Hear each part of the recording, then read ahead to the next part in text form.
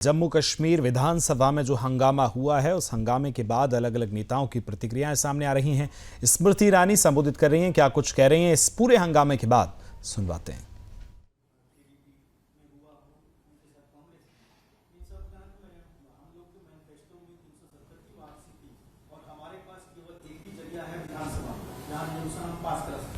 इसमें बीजेपी इतना आतंक क्यों मचा रही है? और दूसरी बात, क्या जो घटनाएं वहां घटी है, रेजोल्यूशन पास किया गया है सुप्रीम कोर्ट और संसद के खिलाफ, इससे जो स्टेटहुड की बात जो चल रही है वो उस पर भी नहीं ध्यान कर सकते? देखिए, अगर उनकी बात में इतना दमखम होता तो भाजपा के विधायकों के साथ हाथापच्ची करने की कोई जरूरत नहीं थी।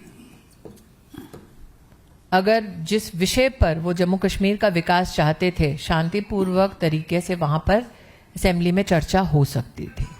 और जहां तक धारा 370 को पुनर्स्थापित करने की बात है, मैं नहीं जानती कि उमर अब्दुल्ला ने क्या स्टेटमेंट दिया है, लेकिन अगर इतनी हिम्मत थी तो आज मैं उन्हें चुनौती देती हूं कि झारखंड और महाराष्ट्र में जाकर ये बोल दें किसी मंच से। विकास चंद्र, पहला सवाल है जो आपने बताया कि कांग्रेस और एनसी का कहना है कि चुनाव के दरमियान और चुनाव के पहले उनके द्वारा वहां के लोगों से प्रॉमिस किया गया था, आप कुछ भी गलत नहीं कर रहे हैं, जो प्रस्ताव वो लोग लेकर आए। मैं पुनः कहती हूँ, प्रस्ताव की एक प्रति मेरे हाथ में है। पहले तो इस प्रस्ताव में वो खुद ही बचे हैं। कॉन्स्टिट्यूशनल गारंटी की बात कर रहे हैं, जिसका विश्लेषण मैंने दिया। कॉन्स्टिट्यूशनल मैकेनिज्म्स की बात करते हैं, जिसके ऊपर मैं चर्चा करने को तैयार हूं। राइट्स और आइडेंटिटी के बारे में अभी अभी आमोद जी ने प्रश्न कर लिया है। तो ऐसा क्या है जो भारत के संविधान ने, भारत की संसद ने, भारत के सुप्रीम कोर्ट ने जम्मू कश्मीर में वर्तमान में लागू नहीं किया है?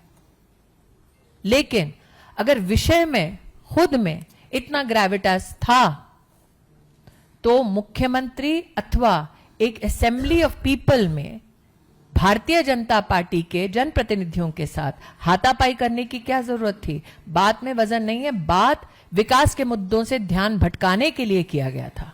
लेकिन आप अगर अपने मुद्दों से ध्यान भटकाने के लिए ऐसा दुस्साहस करते हैं, उसकी तर्ज पर आप भारत को तोड़ने का दुस्साहस करेंगे।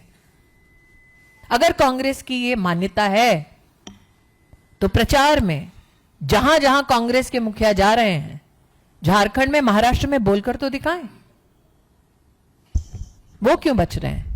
उन्हें खुद प्रेस कॉन्फ्रेंस करनी चाहिए, देश को अवगत कराना चाहिए कि हां, वो चाहते हैं कि देश बटे। मोहित भट्ट,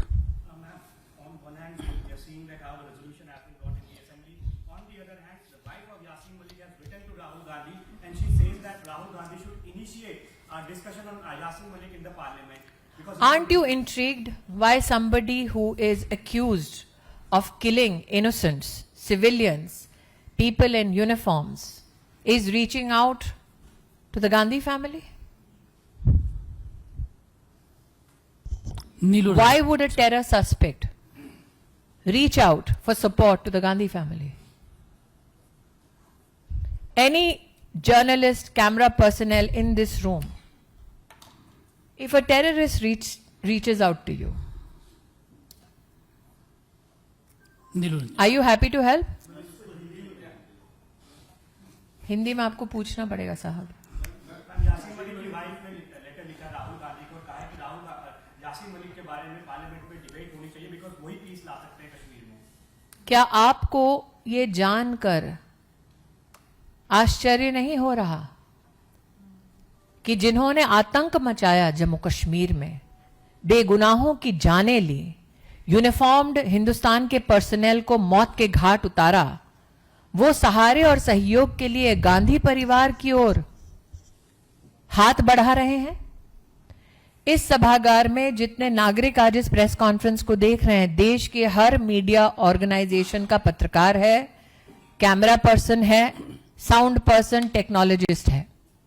हम में से कोई भी हिंदुस्तानी क्या किसी आतंकवादी या आतंकवाद के समर्थन में कही हुई बात का समर्थन करेंगे? क्या किसी भी आतंकवादी का इतना साहस होगा कि आप में से किसी हिंदुस्तानी को संपर्क करके कहे, भाई मेरी बात पहुंचा दो देश की संसद में? नहीं, क्योंकि वो भी जानते हैं कि आपके लिए आपका देश सर्वोपरि है। तो ऐसा क्या है कि आतंक फैलाने वाले अब कांग्रेस से सहारा मांग रहे हैं। जम्मू कश्मीर विधानसभा में जिस ढंग से रेजोल्यूशन आ रहा है और हाथापाई भी हुई है